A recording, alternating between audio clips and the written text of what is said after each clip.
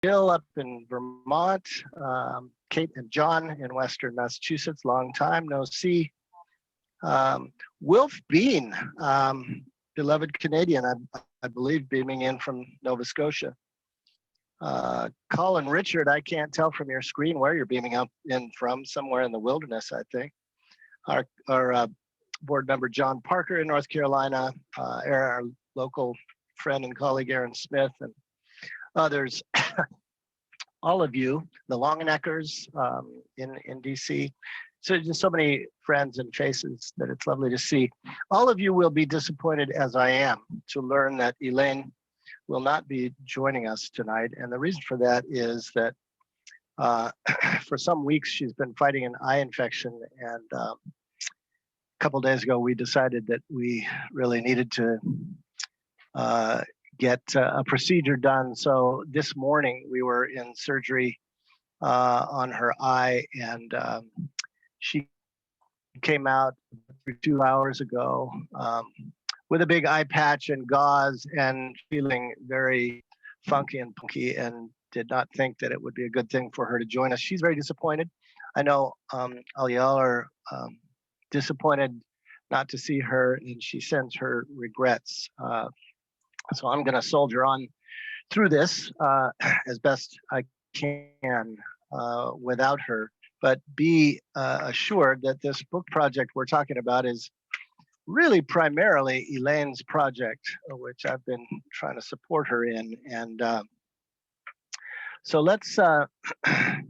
Let's see if I can get this to advance. Here we go.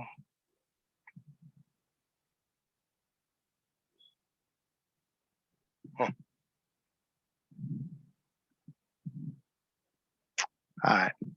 So I'm beaming in to you from the Ventura River watershed in Southern California, the heart of traditional and unceded Chumash territory. We wanted to start by noting two moments in the last, from the most consequential events that occurred there in DC this month. That's the context for many of you tonight. For one, of all the spectacles on display during the January white supremacist assault in the US Capitol, this one stands out as a most conspicuously grim image, the Confederate flag being paraded around inside for the first time in the American story. 35 years ago, historian Barbara Fields argued that the Civil War is still going on. It's still to be fought. And regrettably, it can still be lost. Take her words to heart and recommit to the long struggle for racial justice. A second profoundly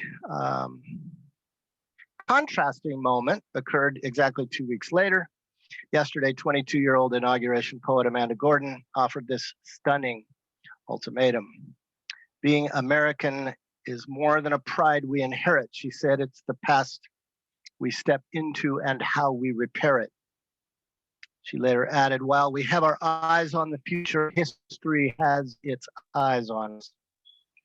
Us also have ears to hear this, especially we citizens who also call ourselves Christian. Both of these revelatory moments provide a poignant jumping off point for what we want to talk about tonight. So obviously yesterday, we saw the inauguration of a new president at a locked down Washington, D.C., patrolled by 5 times as many U.S. soldiers as are currently deployed in Afghanistan and Iraq.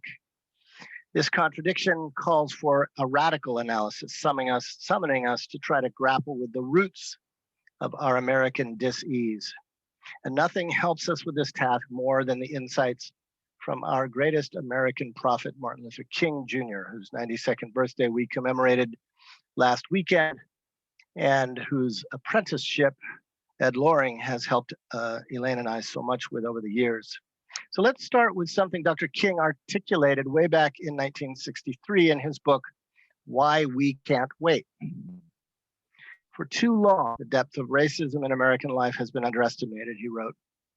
He then likened it to a profound pathology in need of surgery. But this intervention, he warned, would be necessarily complex and detailed. So did Dr. King, the good physician, call for powerful methods to look through the flesh of our excuses for and denials of our history in order to reveal the full extent of the disease. King proceeds to name the roots of our illness clearly and without equivocation. Our nation, he writes, was born in genocide. And he goes on to point out how that was underwritten by doctrines of discovery and white supremacy, how enslaved Africans were brought to our shore. And of course, the Reverend and now Senator Raphael Warnock last year, amidst the COVID-19 pandemic, called this the advent of the 1619 plague. But even before this, the scar of racial hatred, said Dr. King, had already disfigured colonial society and the dispossession and murder of indigenous people. What an extraordinarily courageous and concise diagnosis Dr. King offered us more than a half century ago. From the 16th century forward, blood flowed, he wrote, because settler ideologies and policies of racial superiority, adding that even today, white Americans have not morally reckoned with this shameful history. He concludes by acknowledging that those of us who desire to liberate ourselves from this tangled web of prejudice fail to grasp how deeply it has been woven into our consciousness. Well, we decided to begin this new book, which you see here, with King's profound diagnosis. The 350 pages that follow attempt to follow his directive to X-ray our personal and political histories, to untangle the web of our complicity and to wrestle with the full extent of the disease. This project explores what a discipleship of decolonization might mean specifically for us North American white settlers.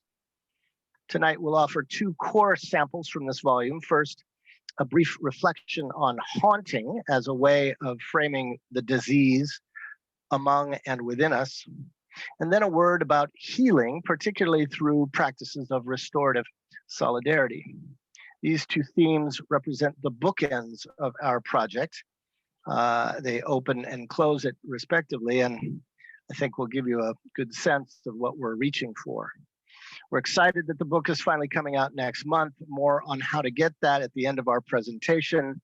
And thanks to Heidi Thompson, who's on the call tonight, who has been doing so much to promote this book, and Rose Berger as well. Our republic is the product of powerful and conflicting urges over time. On one hand, a commitment to experimenting with and trying to embrace democratic culture, and on the other, a compulsion to assert white entitlement and exercise imperial domination.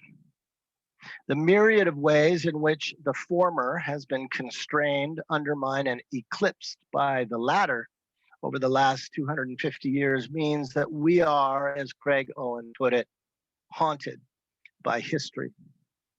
To unpack this, let's begin with two artifacts, an obscure image and a famous quote, both of which come from the West Coast during the 19th century. This is a picture of the Gaviota Coast, northwest of Santa Barbara, where my family used to camp when I was a teenager. It's an area that was and remains one of the last relatively undeveloped areas of chaparral habitat left in coastal Southern California.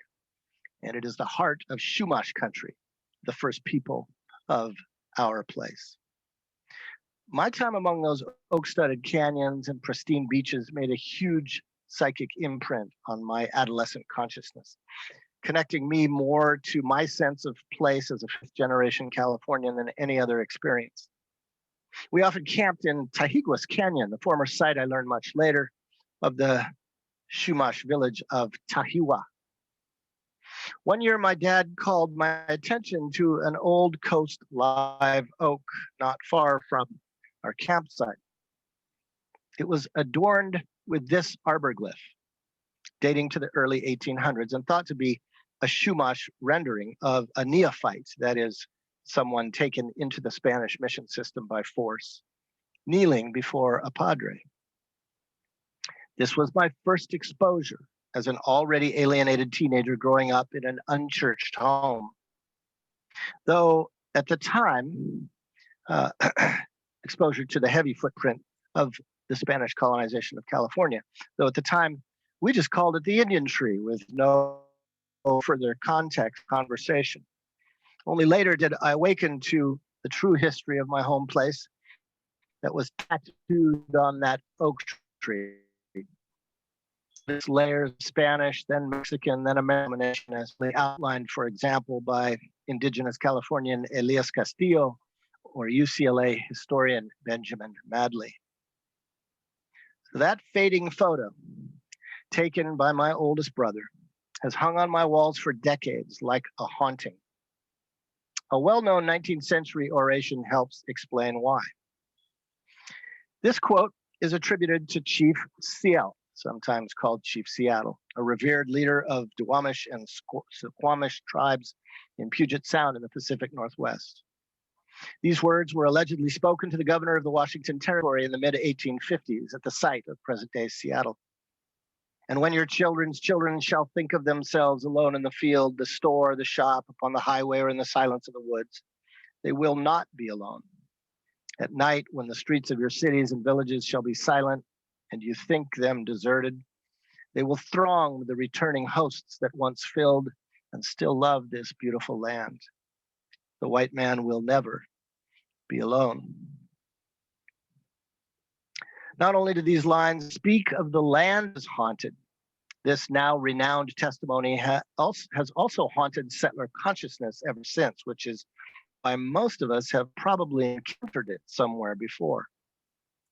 These words, however, were written by Seattle settler Henry A. Smith in an 1887 local newspaper article, who claimed that they were his notes on the speech 3 decades earlier.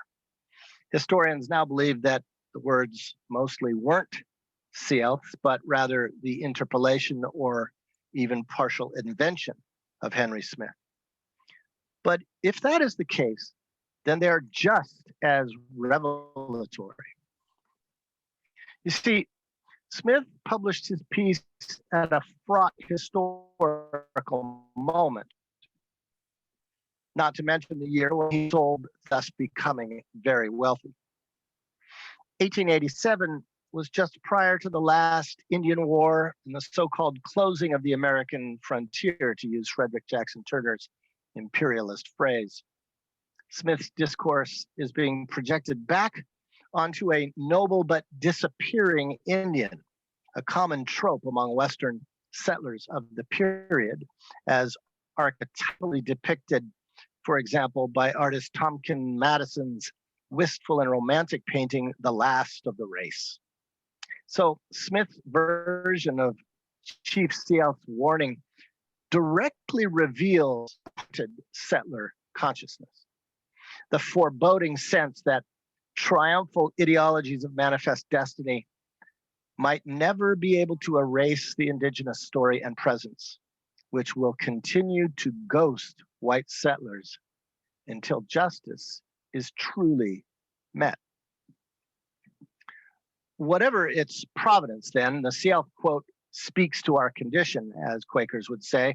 The fact is, our American histories, landscapes, and psyches are all haunted by unresolved violence and oppression, past and present. Indeed, the country that white supremacy built is a haunted house, which is perhaps why Americans have such a morbid fascination with that ubiquitous image, which has been trivialized into a form of spooky entertainment during Halloween, that bastardized Christian feast of memory for the souls of the dead. Instead, let's take this trope seriously. The term haunting, interestingly, is related to the old French word for home, implying that when someone takes over someone else's home, there are ghosts aplenty to reckon with. It was French philosopher Jacques Derrida who coined the term hauntology as a field of study about a quarter century ago. A little while later, sociologist Avery Gordon, in her important book, Ghostly Matters, asserted that haunting is a constituent element of modern social life, through which repressed or unresolved social violence makes itself known in everyday life, especially when these things are supposedly over and done with, such as slavery, or when their oppressive nature is continuously denied. But Gordon also emphasized how reckoning with these ghosts can mobilize movements of resistance and healing. Unlike trauma, she argues, facing haunting can animate individual social or political movements and change. So, for example, hauntings account surely for the energy behind the widespread protests across the US after the police murder of George Floyd in Minneapolis last spring. They reminded us that the long-standing history of violence toward Black bodies in our white body politic is watching us through the Black Lives Matter movement. On the other end of the political spectrum, the riot at the Capitol 2 weeks ago is the eruption of another old haunting. This public spectral spectacle, the ghosts of white supremacy and Christian nationalism, roared back into the news cycle and the American consciousness. Each such eruption, and there were many during the Trump era, makes it harder for white folks to live in denial of a history that is not only watching us, it's stalking us. Indeed, these hauntings have spread across both time and space, as far away as war-torn Syria. So hauntology has become a new social psychological field of study, which has generated powerful activism and academic analysis by Black and Indigenous leaders about how past trauma lingers in people and places, and also about the moral injury of settler perpetrators and our descendants who have benefited from the violence of colonization. Indigenous scholar Eve Tuck talks about settler colonialism, which she defines as the management of those who have been made killable, as the longest haunted history in North America. Settler society and haunting are inextricably bound, she claims. Each ensures there are always more ghosts to return. And return they have, again and again, most recently with a particular vengeance. So to make deeper sense of these hauntings, let's explore a biblical analogy. Haunting is neither pre-modern superstition nor individual psychosis, says Avery Gordon. It's a generalizable social phenomenon of great importance. We think that this social phenomenon might be analogous to what the ancient healer Jesus of Nazareth engaged as unclean spirits. The Gospels portrayed Rabbi Jesus as unmasking two kinds of spirits of oppression during his ministry. On one hand, he confronts what we might call political demons. We see this, for example, in the case of Mark 5, that strange story of pigs going over a cliff. But in the clear symbolism of this tale, these unclean spirits represent the Roman occupying powers who have locked down a man among the dead in a militarily colonized region called Gerasa. The true name of this demon is extracted from Jesus as Legion, which for Jewish peasants in Palestine in the first century was the face of Roman oppression, omnipresent on the landscape of the military occupation of their country. Now, the great Caribbean philosopher, physician, Frantz Fanon, studied exorcism and the social psychology of mental illness in situations of political repression from his fieldwork during the Algerian rebellion against French colonialism in the 1950s. And Fanon argued that in traditional societies, demon possession is often a reflection of class antagonisms rooted in economic exploitation, a sort of oblique protest against or escape from oppression.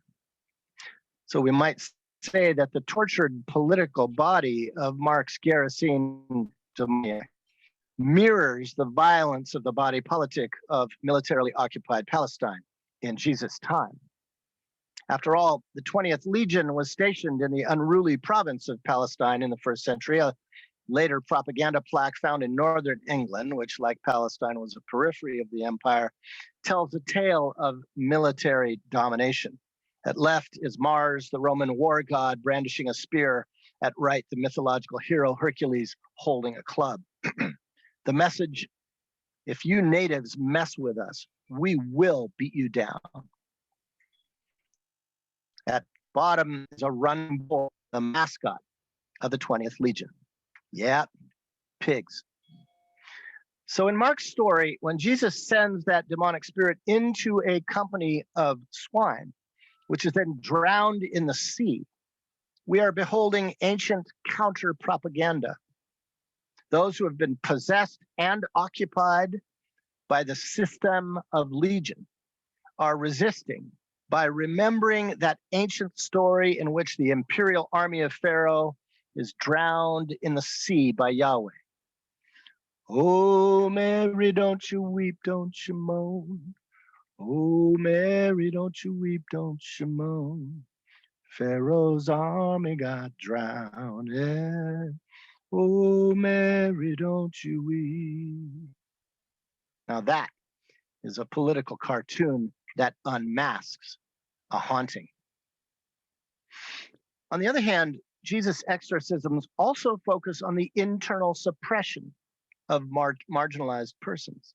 We see an example of this in the case of a silencing spirit that renders someone unable to speak or hear in Luke 11. As one anthropologist notes, a central element of haunting is secrecy, where the secret may be shameful, not yet speakable, precisely what Dr. King named. Jesus heals us so that we might pray as white settler folk or our silencing as persons of color. In the Black Lives Matter movement, to say their names is shorthand for exhorting people to find their voices, to overcome disempowerment and depression, and to proclaim that their lives matter. These lives matter. In the gospel stories, then, Jesus unsilences those who are both possessed and occupied by unclean spirits, because this is the only way that hauntings can be healed. In the book, we suggest that arguably Jesus' strangest parable speaks poignantly to the task of x-raying our haunted histories and communities. When the unclean spirit has gone out of a person, it wanders through waterless regions looking for a resting place. But not finding any, it says, I will return to my house from which I came. And when it comes, it finds it swept and put in order. Then it goes and brings 7 other spirits more evil than itself, and they enter and live there. And the last day of that person is worse than the first. This is admittedly weird stuff to our modern ears, but not to those in more traditional cultures. This parable is working with the archetypal number 7, a powerful symbol of in the archaeology and cartography of liberation of self and society. And it is warning us that the way to freedom will be much more difficult and protracted than we imagine. The great Carl Jung famously made the same point. The right way to wholeness, he said, is made up of fateful detours and wrong turnings. It is the longissima via, not straight but snake-like, a path whose labyrinthine twists and turns are not lacking in terrors. In other words, this is difficult and fearful work. Jesus knows that resistances, the forces of conformity and control within us and around us, will always come back 7 times stronger. The parable offers a reality check, which surely resonates with the experience of anyone who has ever tried to overcome or free their community from political oppression. In our work, we use the metaphor of peeling the proverbial onion 7 layers down with all the accompanying tears. See, these hauntings go that deep in our individual and collective spirits. This is not the stuff of instant deliverance, says Jesus, but rather require a lifelong journey of discipleship. Here's the good news for us confused and contradiction-ridden settler Christians of race, class, and gender entitlement. The Gospels assure us that the healer Jesus is not a dosing physician. That is, patching people up so they can carry on with business as usual. No, he is a radical doctor who seeks out the roots of our disease. There's only one requirement. We must admit to ourselves and to each other that we are profoundly sick, personally. To borrow from 12-step language, we must recognize the lethality of our disease and turn to a power greater than our own. We believe the gospel is strong medicine. Only if and when we do embrace our complicity in what Dorothy Day called this filthy, rotten system, can we join the movement to repent, which is to say, to struggle to turn our history around. In such movements, our faith communities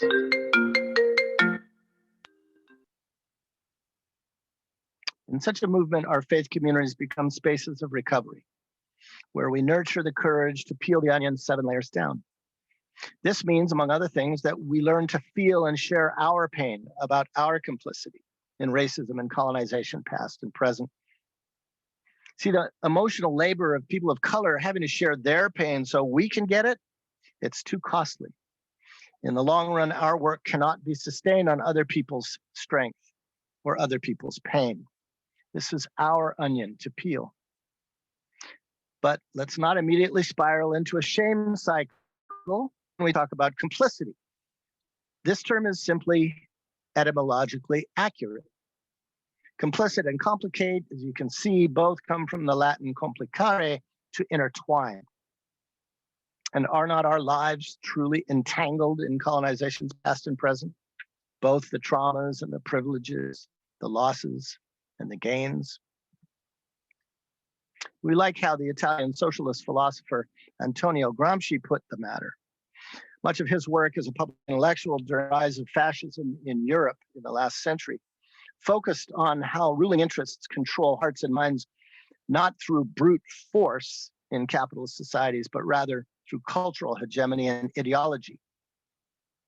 Arrested and incarcerated, Gramsci wrote in his prison notebooks, the starting point of critical elaboration is the consciousness of what one really is and of knowing thyself as a product of the historical processes deposited in us in an infinity of traces without leaving an inventory. So the work of deconnection for settlers is to exhume these traces and courageously take inventory, particularly regarding our family lines, in order to understand how we were and are entangled in historical processes of violence and dispossession. Of course, we try to avoid doing this hard work with a myriad strategies of denial.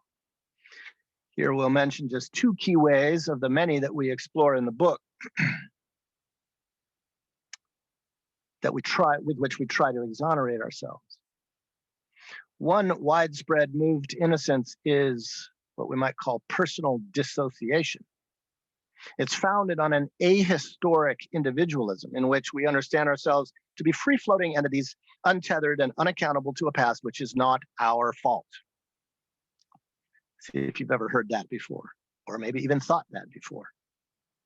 2 Canadian theorists call this transcendent denial, a foreclosure of knowledge in which the settler must believe that history is in the past, and that any and all harms, trauma, and associated accountability has no contemporary reality. As a result, they assert we are literally sick at heart and soul, making it difficult to look at each other or ourselves without weariness, which extends to all those we encounter as the other. Another typical settler strategy is referred to by three other Canadian scholars as colonial agnosia, or willful unknowing. This is not, they argue, simply a matter of collective amnesia or omission. Rather, this act of ignoring is aggressively reproduced, effectively invested, meaning it inhabits our emotions and spirituality, and effectively distributed through our educational system or the media in ways that justify the status quo and make the entanglements of colonization, too difficult to understand. In other words, we don't know about the past and continuing injustices, and we don't want to know. And frankly, we don't care. These kinds of moves to innocence are why, as James Baldwin put it in the same year as King's book quoted earlier, white people are still trapped in a history they do not understand. And until they understand it, they cannot be released from it. He argues that to reckon with this history is not to drown in it, in shame, paralysis, or denial, but to use it for liberation. And he reminds us that an invented past is fragile and it will crumble. It cannot help us. Contemporary Indigenous activist Nikki Sanchez summarizes the issue facing us simply and succinctly. This history is not your fault, but it is absolutely your responsibility. Because, as young Amanda Gordon reminds us, this history is watching us.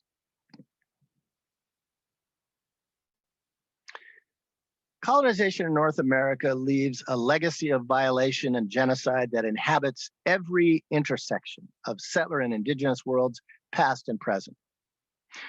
And it is, as Dr. King said, more deeply woven into the fabric of our personal political lives than we realize. So, how do we heal from these entanglements, these wounds, these hauntings? How do we repair our relations with and realize justice for our continent's Indigenous peoples and other marginalized communities? We believe that only a personal and political discipleship of decolonization can address the full extent of the disease that King diagnosed, and that this necessitates both inward and outward journeys of transformation. Now, that's language with which the Savior is well acquainted. This is what it means for us to do our own work, a phrase that many of us learned from Audre Lorde. In our 2009 joint project, Ambassadors of Reconciliation, Elaine and I explored how principles and practices of restorative justice might be applied to historic and continuing injustices, and offered a working definition of what we called restorative solidarity. And so we explore this at more length in this new project. We think this requires three interrelated commitments, as you see here. Doing our own work around issues like agnosia and dissociation, white fragility, ethnic loss and assimilation, the impact of intergenerational trauma, and moral injury. This personal and communal work is necessary to understand our own deformation by and entanglement in the ideologies and structures of settler colonialism. The next step is listening to how Indigenous and other marginalized communities victimized by historic and current injustices are identifying harms, needs, and responsibilities, and investigating our own entanglements. And third, working with these communities to make things as right as possible, including covenants of accountability, called in Indian country treaties, restitution, reparations, and perhaps, over time, reconciliation. It, of course, is an ongoing circle. As soon as we take initiatives, we figure out what we have learned about our own work, and we come back and have more conversation about needs and next steps, round and round. Ultimately, this process must lead to concrete practices of reparation. This, of course, is a fiercely suppressed and polarizing conversation in our society, since redistributive justice is still considered a heresy in capitalist culture. But reparation continues to be a live question in the African American community, and repatriation of indigenous land and life is the essence of decolonization, according to Native leaders such as the aforementioned Eve Tuck. A reminder to us Christians: reparative justice lies at the heart of biblical faith.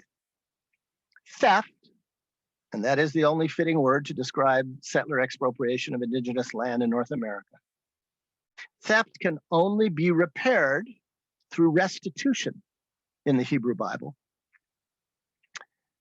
We discussed this a little bit in the 2009 volumes. And in the New Testament, in the Gospel of Mark, we see Jesus' infamous challenge to the rich man to make reparations to those whom his affluenza has defrauded. This is posed both as a precondition for his discipleship and as medicine for his cure. The command to get up is what Jesus says to those he is healing. Our churches have ignored the clear implications of this text for 2 millennia, and we still do so today.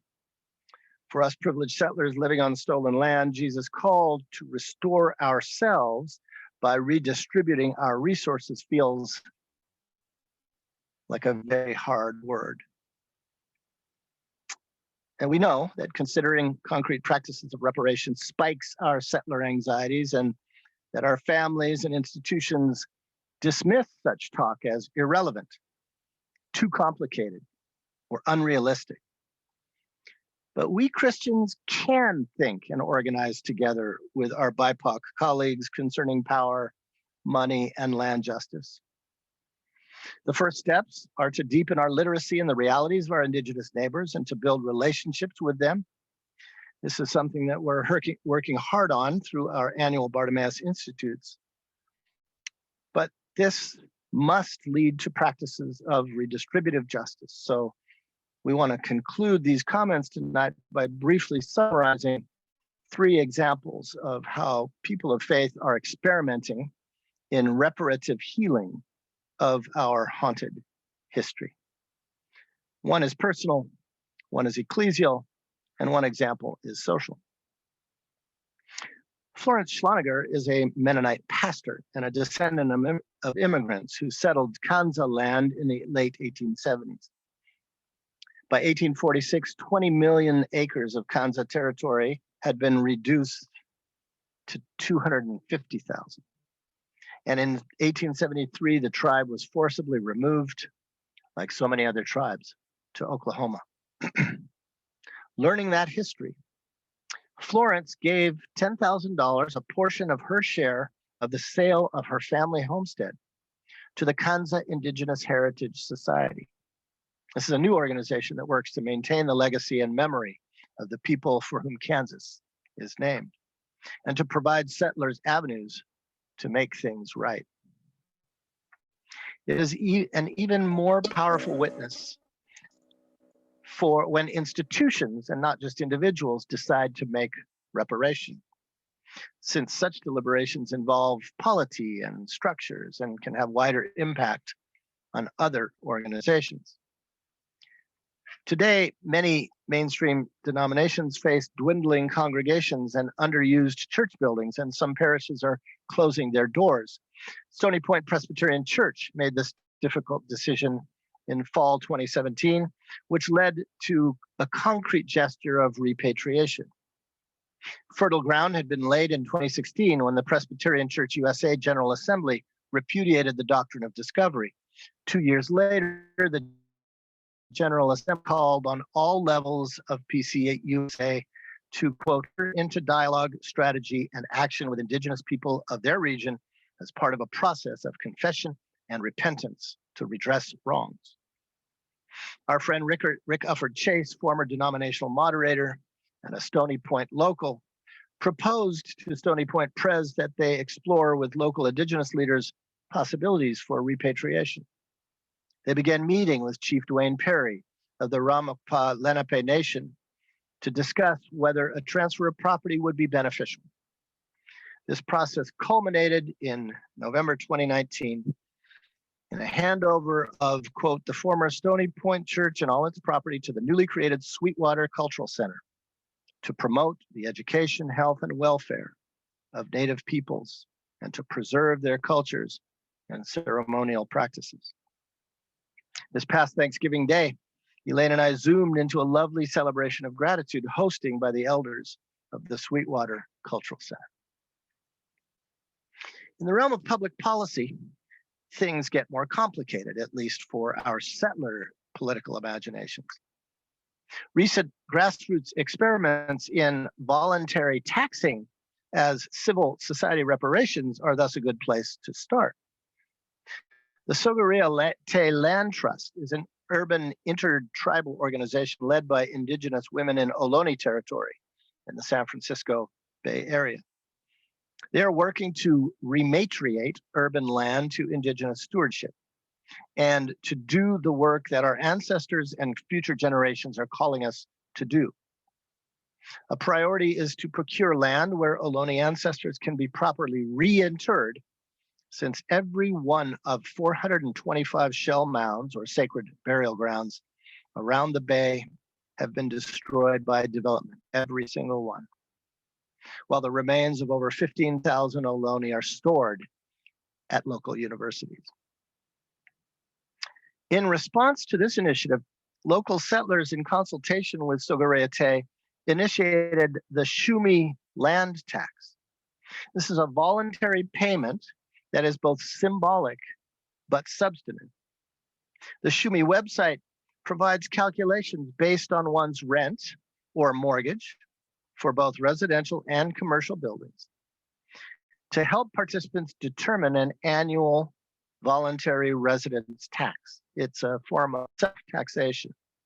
These funds then go directly to support Sogorio's work to acquire and preserve land, establish a cemetery to reinter stolen Ohlone ancestral remains, and build urban gardens, community centers, and sacred arbors, so current and future generations of Native people can thrive in the Bay Area.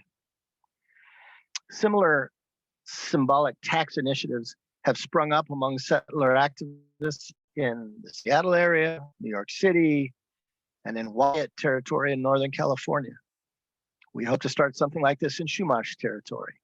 Maybe you'll think about it in your place. None of these examples are heroic. Indeed, modest redistributions of settler surplus are hardly costly. But such experiments represent beginning steps in a longer journey and can animate more substantial efforts among Christians and our denominations. As we like to say in our work, no step is too small, no step is too great. And Baldwin reminds us that though not everything we face can be changed, nothing can be changed until it's faced.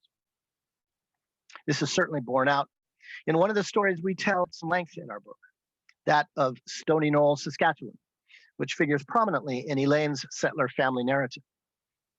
This was a sacred site to the young Chippewyans and a reserve by treaty that was in the late 19th century taken away from the tribe and given without consultation or compensation to Mennonite and other immigrant agrarian settlers. In 1976, Cree leaders boycotted the centenary of Treaty 6, which resulted in years of conscientizing and organizing among Mennonites and Lutherans, which culminated in an August 2006 pipe ceremony and signing of a memorandum of understanding. It read in part, "We wish for ourselves and for future generations to live in conditions of peace, justice, and self-sufficiency for all of our communities. Work together to help bring about these conditions through a timely and respectful resolution of the issues which history has left to us. The issues to which history has left to us.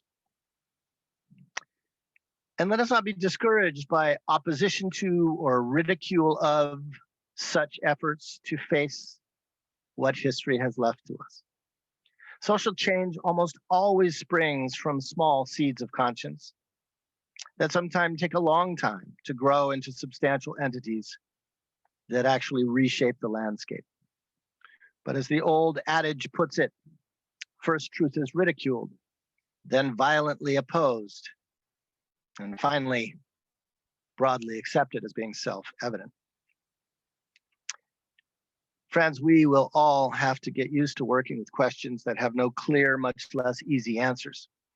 Something that is very difficult, even paralyzing for us managerial-minded settlers. But the more we experiment with reschooling ourselves, with restorative solidarity, with reparation and repatriation, the more we'll be able to metabolize these questions. Mohawk educator Tayayak Alfred sums it up this way. For all of us, Indigenous and settler alike, there is only self-questioning and embracing this commitment. Listen to the voices of our Indigenous ancestors, channeled through the young people of our nations. Learn from Indigenous culture how to walk differently and love the land as best you can. As promised, before we open it up to further conversation, we want to let you all in on an opportunity to pre-order our book, and I think it's only appropriate to ask Heidi to unmute herself and make the pitch, since she's been doing such a great job spamming all of you with these opportunities. Heidi, you there? I'm here. Let's see. Hold on a second.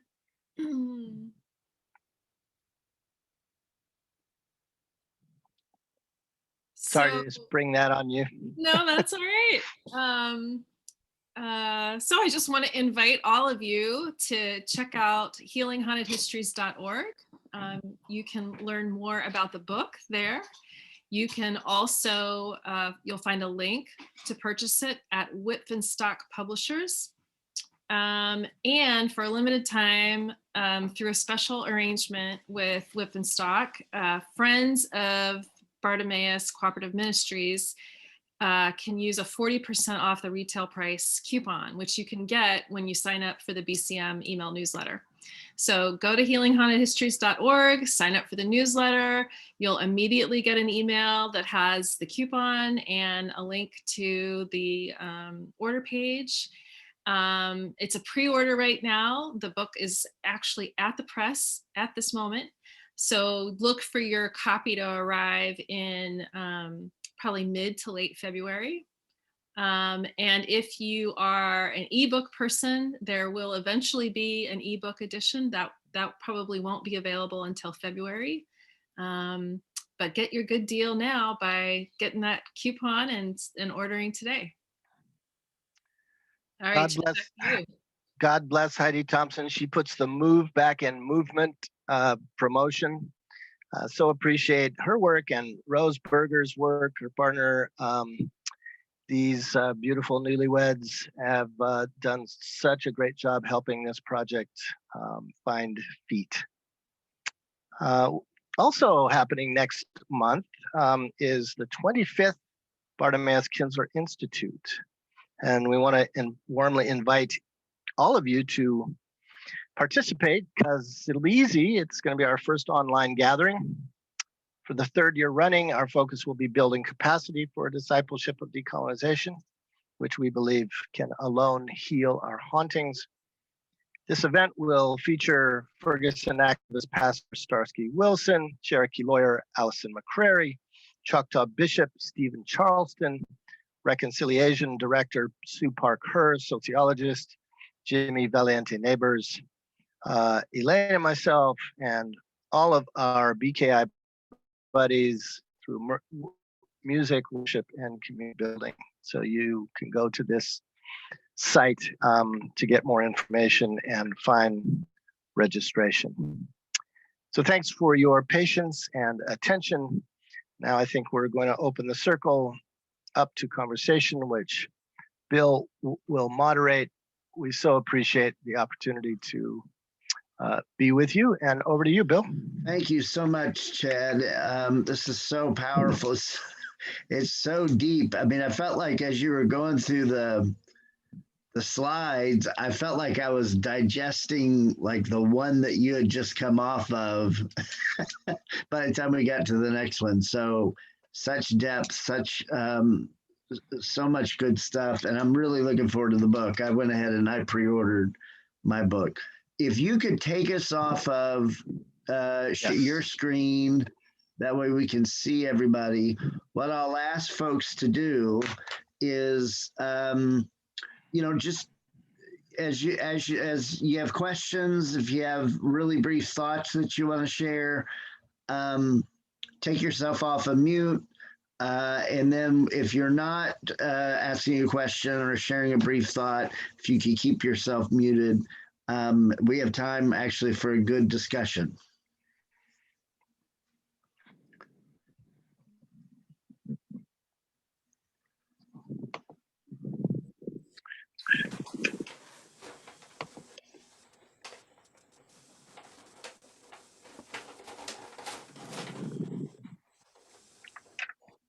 Helen, did you have something you wanted to share? Well, I have a question. First of all, thank you very much for this very provocative presentation. It brings up a lot of issues and questions that are very relevant right now. And one of the things on my mind, it's always on my mind, is the issue of feeling guilty. So I'd like to ask you how you respond to that issue of feeling guilty, and then the accompanying issue is feeling helpless to make a difference. I was very moved by the quotation that you put up of a woman whose name I didn't know, but said, the history may not have been caused by you, but it is your responsibility. I know that, but it doesn't remove that feeling of guiltiness and then feeling of helplessness. So that's a question. Come sit here. Thanks, Helen. You've articulated this in a way that suggests that guilt and helplessness fuse. And we would say, and the individual and social psychologists whose work we have learned from suggest that when guilt and helplessness are fused, then it's not really guilt we're feeling, it's shame. It's toxic shame. I love Merle Fossum's and Marilyn Mason's book of several decades now ago called Facing Shame, in which they define shame as putting on a mask, of feeling paralyzed, of avoiding, of denying. That all, those all they talk about as a shame response. And I think when most, particularly most white folks talk about guilt, what they really mean is shame, the kind of toxic, paralyzing shame. And in fact, guilt, both as a legal term and as a moral term, in those traditions is meant not to paralyze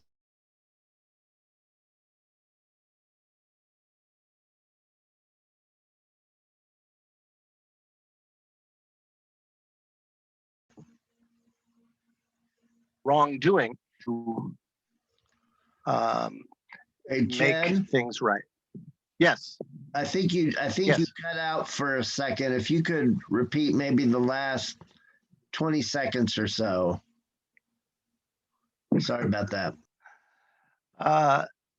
That's okay. So shame paralyzes, but guilt, under conviction, if we can think of that as a theological term, is meant to actually animate us to act in contrition, in reparation, in things. So healthy guilt is exactly the place we're trying to arrive at. We discuss this in the book, and kind of our popular notion of guilt around moral culpability has been eclipsed by shame. And Elaine and I both, Elaine really is the one coming out of the restorative justice world. And we both are convinced that the reason for this is that our social cultural system, and for too many of us, our theological systems, are based not on restorative justice, but on retributive justice. That is, the guilty must get punished. The purpose of conviction is incarceration or execution. And when we live amidst that kind of culture, when we breathe that air, no wonder nobody wants to feel guilty, because we assume that guilt leads to punishment, and to the dehumanization of the kinds of punishment that our carceral state and our death penalty exact. So I think we've all been socialized into this retributive justice state on one hand, and unfortunately theology, right? Seeing God as a that we are sinners in the hand of an angry God. And so we believe that both the moral theory and the legal practices and the theological cosmology of restorative justice can help us reclaim the notion of guilt as being clear about our complicity. And if there's anything that any word that scares us more,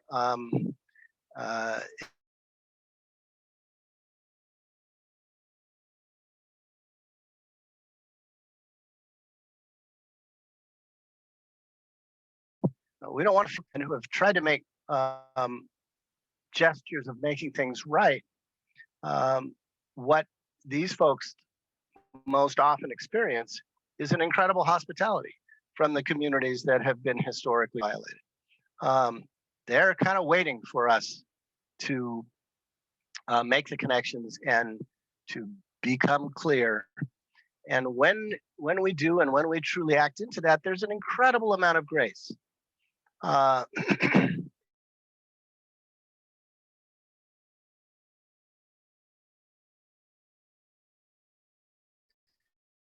So that's what I'm about to say.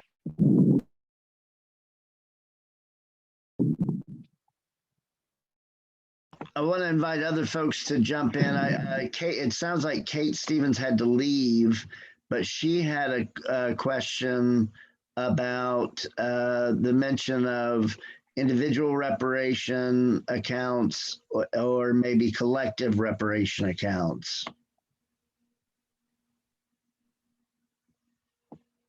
I'm not sure exactly what the question was. I think maybe to expound on that.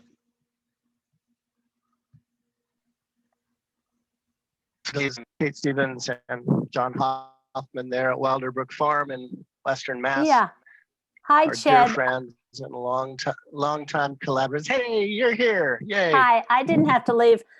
My question was, for those who aren't doing something on some kind of institutional level or something like the work we might be doing around HR 40 and kind of on a national level, what do you think about some of the steps that like individuals or small groups of people can take to create like you know, people talk about IRAs, individual reparation accounts, and I wonder also about, you know, doing it with a community, a collective reparation accounts, which then collectively you think about how the financial, whatever you've put into these accounts is how it's used. So I wonder what, you know, examples you know about people doing that and how that's worked.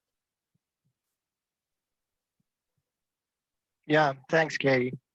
And much love to both of you there at Wilderbrook. Yeah, so this notion of the alternative IRA is similar to the voluntary tax experiments that I spoke about. Again, these are community-based collective attempts to tax oneself or take what Chuck Mathai used to call a social mortgage from one's assets. That can be expressed through a voluntary civil society tax in conjunction with Native communities or other communities. It can be done through kind of covenantal, what we would call Sabbath economics accountability groups, where everybody decides to put a social mortgage on maybe their income, maybe their real estate, and to figure and then to put that into a fund that can be accessed or shared or controlled by local indigenous groups. So yeah, I think all of those things, I think we're really just at the edge of creativity around these kinds of things. And I think they're extremely important as bona fides that we are serious.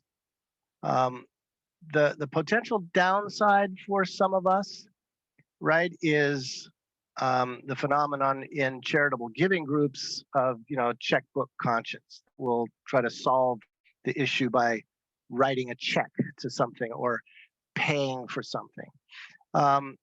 But you know, I think that just comes with the territory, and we certainly, folks on the other side of the equation would say, well, you know, until and unless this work of conscience has a price tag, we don't think you'll take it seriously. So I think it's better to err on the side of these kinds of experiments. I want to invite Rose Berger to, if you're there, and if you would, this is one of the individual efforts that we talk about in the book that Rose has experimented on and off with, of kind of paying a toll when she travels through indigenous territory. Back in the day, you know, when we all could travel. Rose, are you there? Could you speak to that? Sure, yeah, thanks, Chad. Yeah, I was sort of wrestling with that same question, Kate. Like, I live in the middle of Washington, D.C., and while I have some relationships with some of our the contemporary Piscataway community, and I try to be in relationship with them and be supportive when I can, I was trying to figure out, you know, what can I do? And the problem I was coming up with was, I can't do anything to quote unquote fix the problem, but I can do things to enter into relationship. And so one of the practices, just because I knew Heidi and I were going to be traveling, was to say, okay, every place that we spend the night when we like go on a car trip or travel somewhere, I try to find out who's the custodian, who are the traditional custodian people of that place, and learn a little bit about what their current issue is, and then pay a small entrance fee, asking permission to come into their territory, or thanking them if I, you know, that telling them what we were in their territory, and thanking them and making a contribution. And it's been great. Like, we did a road trip from DC to Florida and back, and the time it actually didn't take me that long. It took probably 15 or 20 minutes of internet research per location to find a group that I thought was reasonably recognizable for trying to reclaim cultural practices or preserve cultural practices in a place, and then send them a note. And then a lot of places have a PayPal thing, so it was pretty easy to send money, or sometimes I sent a check. But the most important part was engaging in a little bit of conversation with people about what's your primary thing that your community is working on. Is it repatriation of ancestral remains because you want to reinter them in their traditional lands? Is it fighting to try to get a scrap of land back so that you can have a cultural community center, or what? And their different groups were working on different things, but it just was that opportunity to have a little bit of exchange and learn a little bit about the living communities and what their current justice issues are, and then be able to support that in even a small way.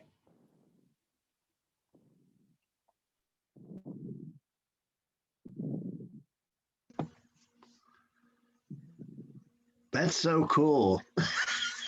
I think I'm gonna start doing that. That is awesome. Thank you, Rose.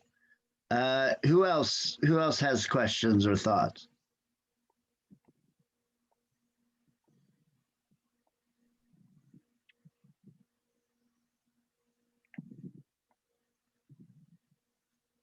Well, I do.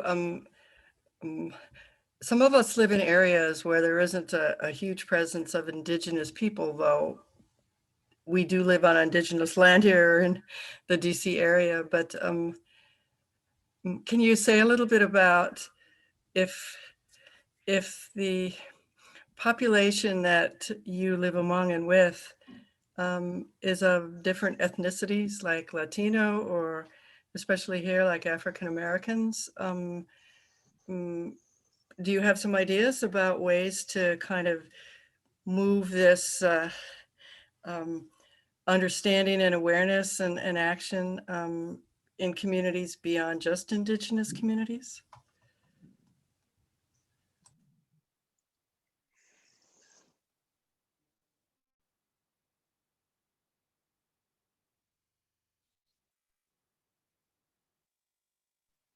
Mostly on what we understand to be the primal layer of responsibility for all settlers, which is a responsibility to Indigenous people. Obviously, that necessarily entails a relationship with other communities that were brought in either forcibly, such as enslaved people, or by push and pull of economic forces, such as low-income immigrants or refugees, and so it's impossible to do this work in relationship with Indigenous communities without also doing work with communities of color. It's just impossible, and it should never be understood to be a dodge, as if these issues are divisible. They're not divisible, but they are distinct, and they have distinct histories. I think what's important for those of us who are white settlers is that we don't try to find reasons to excuse ourselves from doing this hard work. If we do our family history, for example, we're going to find that the question facing us is not just where we live now, where we have resettled in our current place, but it is places around the region, maybe around the country, where our people settled. And what is all the way to when our people arrived?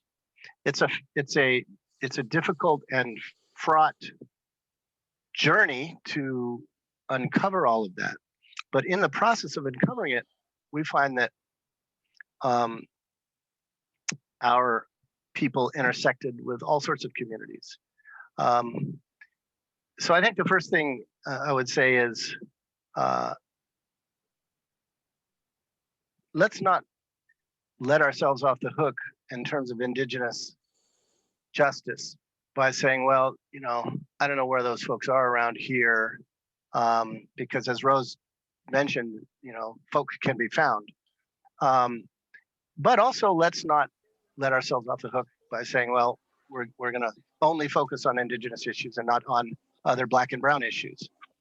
It's all connected in this work, and the deeper we go into this work, the more we'll find that it is connected, so that our third in the series of the last 3 years of our Bartimaeus Institute is focusing on, last year we looked at the particular responsibility of white settlers. This year we're really calling on settlers of color, communities of color, Indigenous people who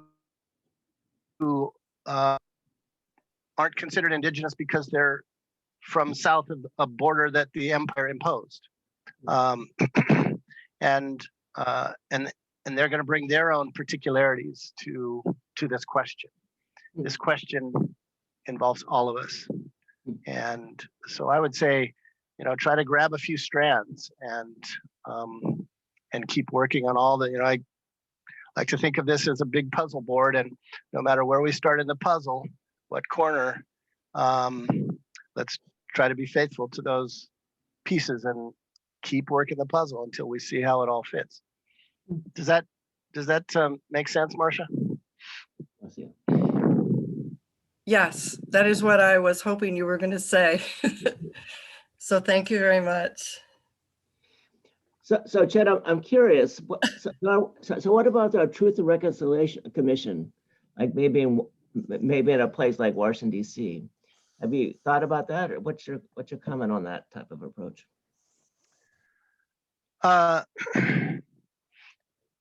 Well, the Truth and Reconciliation process in Canada had a huge impact on Elaine and I. Elaine is Canadian, and we tracked that process very carefully between 2008 and 2015. Attended a number of the hearings, and really listened hard. We think that was a magnificent process from which people in the U.S. have an enormous amount to learn. Unfortunately, most folks south of the border, south of the Canadian border, are relatively ignorant of the NTRC. Sure. And so I think a good place to start, if you're interested in how truth and reconciliation work fits in all of this, a good place to start is the Canadian TRC, and all the findings are online. Many of the testimonies are online. More to the point, there are many Canadians, both Indigenous and settler, who are able and willing to talk about this process with us. There's also experiments that are already happening here in the U.S. One of the first, we think, to have happened in Greensboro, North Carolina, in 2002 to 2005. Both Elaine and I were involved in that effort because it came out of the work of our mentors at the Beloved Community Center, and that was.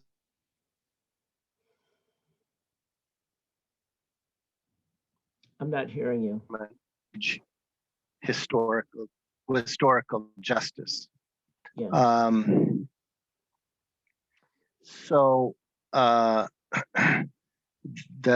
of the legacy of the Greensboro Truth and Reconciliation Community Truth and Reconciliation Commission are available, and those, as you know, those efforts have been are looking to be reproduced in different places around the country, around racial injustices, Tulsa, Wilmington, Mississippi. So I think all of us would do well to find out where truth and reconciliation work is being considered. We're aware that Mark Charles, Navajo brother, is been working on a national TRC around Indigenous issues in the U.S. I believe Mark is still in DC, working on that, and so that's going on. So yeah, I think the TRC approach is important, particularly in terms of public truth telling. Yeah, I agree. And you know, as we all learned from the South African experience, without public acknowledgement of the truth,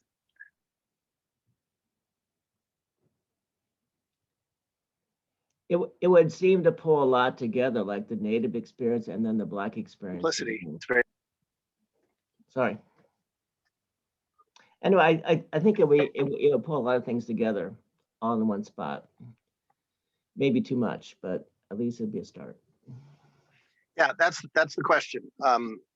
What's too much? You know, the Canadian TRC focused very specifically on Indian residential schools, not on the entire Indigenous experience, but using that terrible legacy of 150 years of residential schools as the lens through which to understand the Indigenous experience, and that prism was profoundly illuminating. Greensboro was focused on one particular massacre. So I do think scope and focus is important. And there's an Indian boarding school coalition here in the U.S. that's working on the legacy in boarding schools in the U.S., which closely paralleled that which happened in Canada.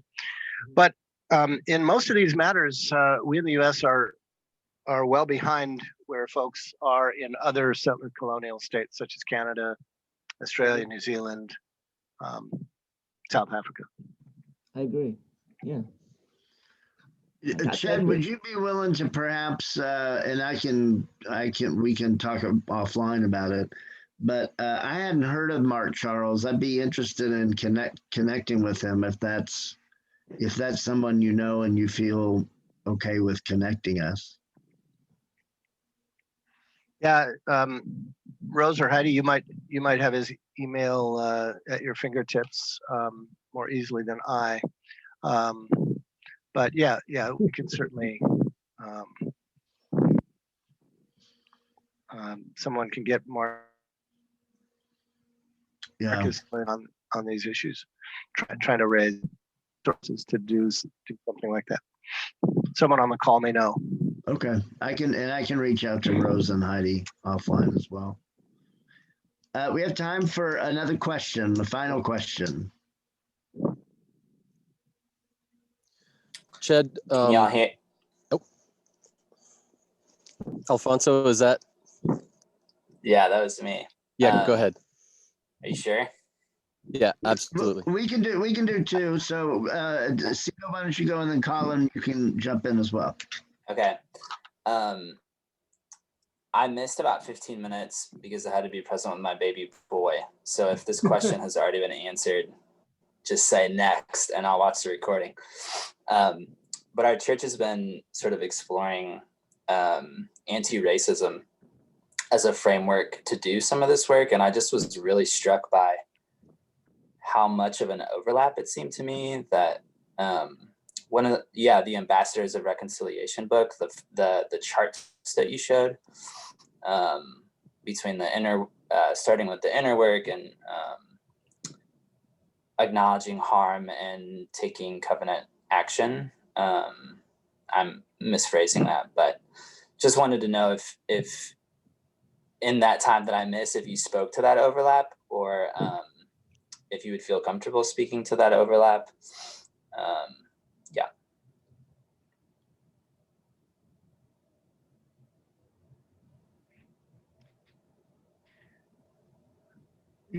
Sure. I use the image of a big jigsaw puzzle, and we are in a moment when it comes to anti-racism work where there are a lot of people working different parts of this big puzzle, working on inner work, working on outer work, working on legal work, working with different racial ethnic communities, working across communities, doing white fragility work, doing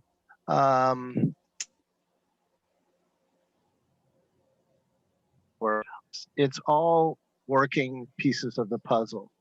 And we think our particular approach means to be a part of this greater universe of anti-racism work. We lean on to do our own work because we white folks are so disingenuous at externalizing these issues. And so we lean pretty heavily on what we would call the inward journey of anti-racism work, which has a lot to do with deconstructing the fictive identity of whiteness. And that means getting in touch with our immigrant roots, getting in touch with our ethnic roots, the history of assimilation, and then correlating that with settler responsibility for all the ways in which those histories, particular family histories, were also impacting Indigenous people as we settled and resettled and resettled and resettled all over the continent.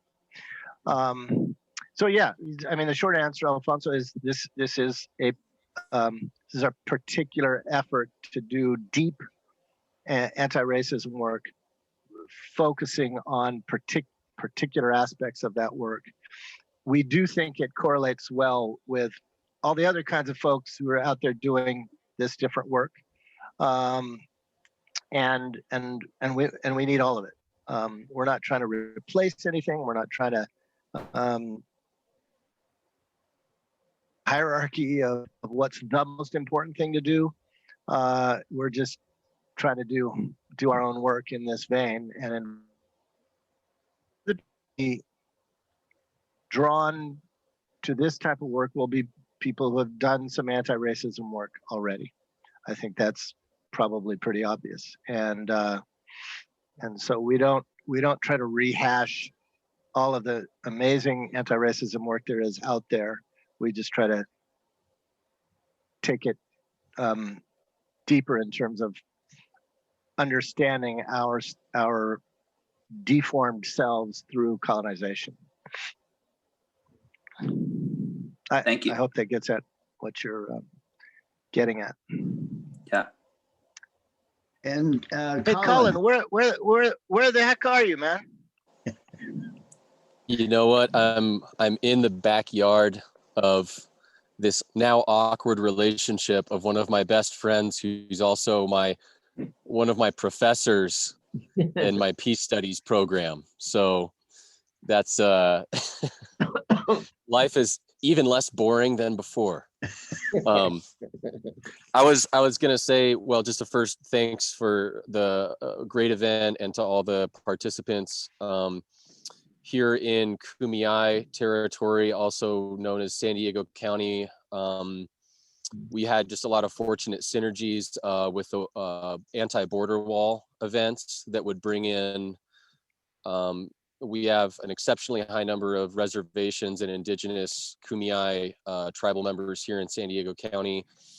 And those events would fuse Black Lives Matters with pro-refugee and pro-migrant. We just had a really wonderful number of movements that would gather at these events. And hopefully that's the case all along the different border counties and areas. But I was gonna ask Ched, and maybe this speaks a little bit to Marcia's and to Rose's shares, you know, as far as people in their counties or states where they live, tracking down trustworthy, you know, first points of contact with some of the traditional First Nations of those areas, as opposed to ending up at maybe a white or European, you know, settler-led museum.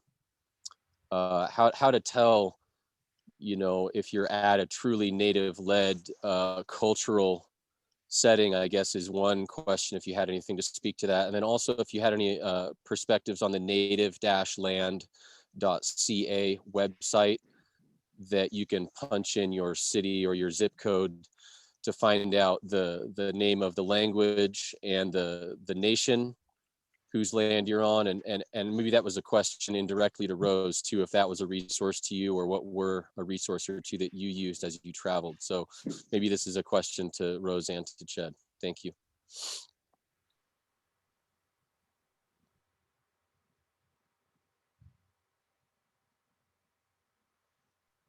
And Ched, if you're responding, I think you're a bit frozen. So if you wouldn't mind repeating that, Ched, real quick, that'd be great.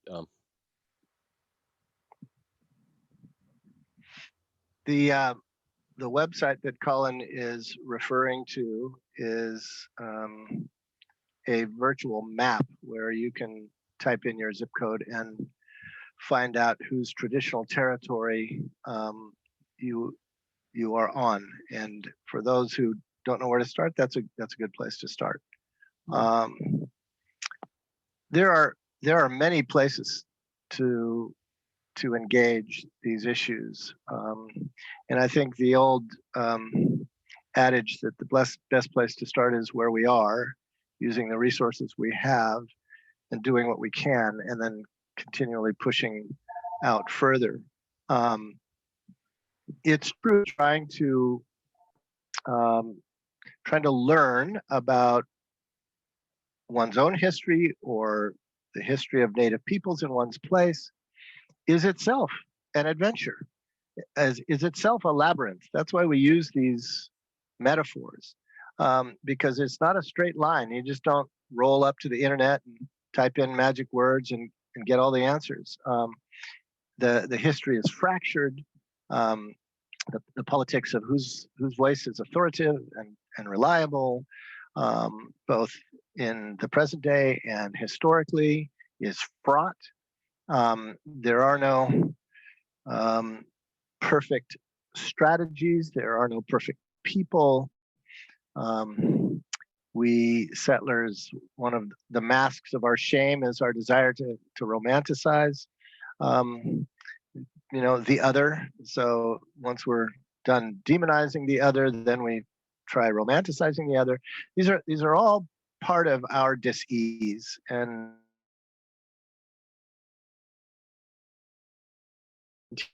inwardly and outwardly as we start trying to find a relationship with people and with places and with our own story.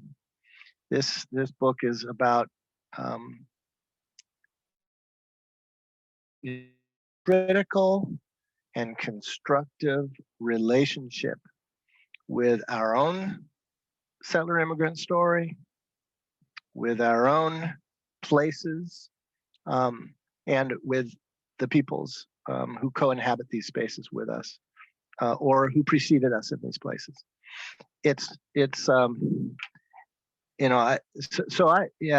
Colin, there aren't easy litmus tests for, who can most reliably narrate a history. The further one gets involved in it, the more one begins to realize that, okay, here's a spectrum of voices. Here are ones that I think are getting more at the issues I'm concerned with, and beginning to build relationships. And there will be disappointment, there will be detours and wrong turnings. But I firmly believe that as we set our face toward this work, we will be peeling back the layers of this onion, and we will find reliable partners.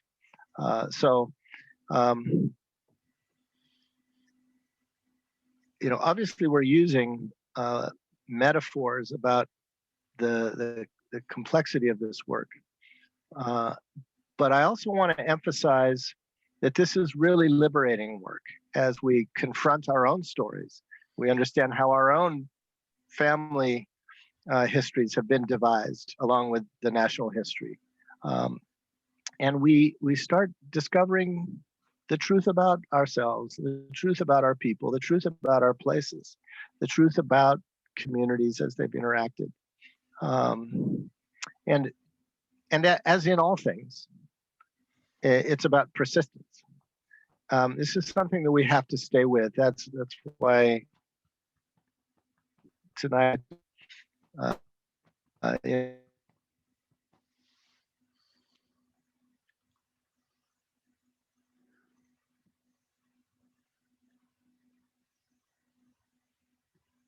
discipleship that will part for generations to be more truthful. I believe that the healing work that we endeavor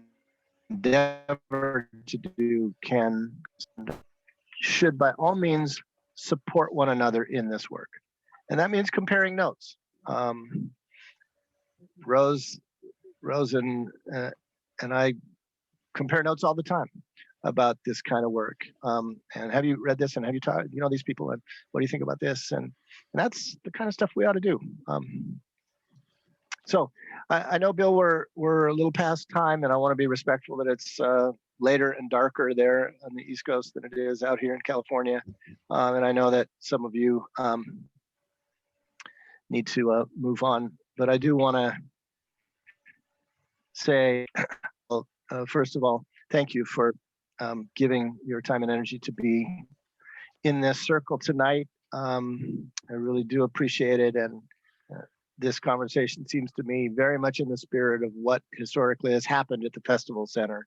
And I'm grateful to grateful for this Third Thursday series that is probing a lot of these issues. Secondly, I want to solicit your prayers for Elaine's recovery. I'm very disappointed. She's very disappointed she couldn't be here. She has the better voice. I've been trying to do this kind of one-legged tonight. This is very much of a joint project.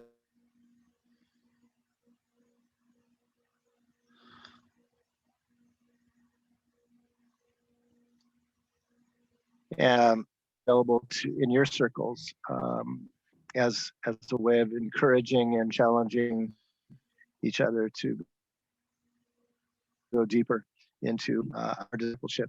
So, and finally, thanks, Bill, for your invitation. And I want to again reiterate our invitation to check out our institute next month that you can find at our website, www.bcm-net.org. Well, we're going to be sending out all the links, including the one that Colin shared. We'll send those out via email to everybody that signed up. And real quick, I want to point out one thing, and then we're all going to give Chad a standing virtual ovation. But one thing I forgot to mention is that we're actually partnering with Bread of Life Faith Community in October. I think it's October 15th and 16th. Chad is going to be leading a 2-day virtual retreat on Sabbath economics. So more information will be coming out about that, but that's going to be really, really powerful. And so please, we're going to pray for Elaine and for healing for Elaine, and please pass on our deep concern and our love for her. And hopefully maybe in October, she'll be a part of that leading of our retreat together. So we'll get to hear then. But thank you so much, Chad. This has been absolutely amazing. And I really can't wait for the book. Thank you very much. So. Thank you. All right. And thank you all, everybody, for joining us. It's really been a powerful evening. And like I said, all the links and everything will be on their way. Thank you all for everything that you do and everything that you contributed to this conversation. Love you. Nice to see you. Bye, Take care, everybody. everyone. Good to see everybody. Love to Elaine, Chad. Thank you, Chad. Hey, Joycey. Bye. Joyce. Yes, she does. Jim and Dawn, good to see you. Good night, all. All right. Thanks, everybody. Thanks, Jen. I guess we need to. Thanks. Give my love to Elaine, Chad. I sure Elaine, will. Thanks, Katie. Yeah, love you. Thanks, Bill. Yeah. Thanks, Cito. Thanks for joining us.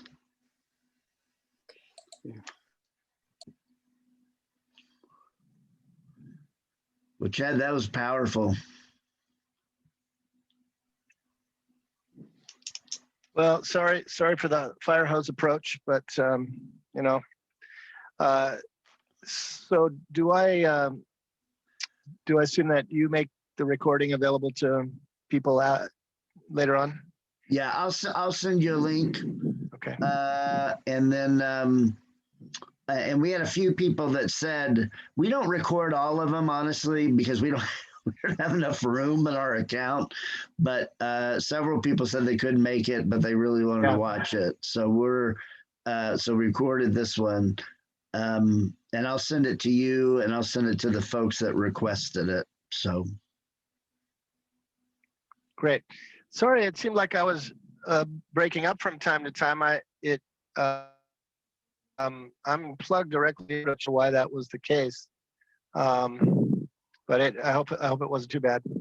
no, it didn't happen a lot, but occasionally, for whatever reason, it happened more at the beginning of your answers. That's what I found, and so. But I got the gist of it from what you were saying. There was a couple times where there was something that you were saying that I knew I specifically wanted to hear. So that's why I asked you to maybe back up a few seconds. Sorry about that. Yeah, no, that's good. Thanks. Well, thanks very much, and keep up the good work. I hope you can keep building the audience for these third Thursdays. And be sure each month and send us as you do the promo, and we'll you know, reproduce that on our in our social media. So absolutely, thanks, Chad, and please do tell Elaine we miss her, but we're praying for her for total healing for her. I'll do it. You take care and have a good evening. All right, you too. Thanks, Chad. We'll talk to you soon.